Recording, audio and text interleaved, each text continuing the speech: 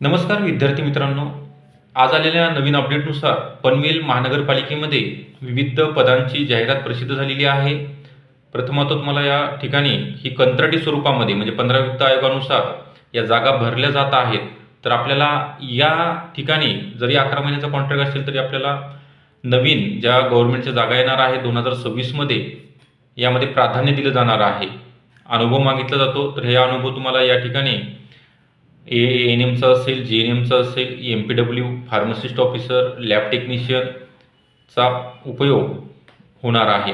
तर त्याकरिता तुम्ही ऑफलाईन स्वरूपामध्ये आरोग्य विभाग पनवेल महानगरपालिकेचा या ठिकाणी तुम्हाला 22 आणि 23 डिसेंबरला डॉक्युमेंट सबमिट करायचे आणि तुमचं थेट मुलाखतीद्वारे सिलेक्शन होणार आहे.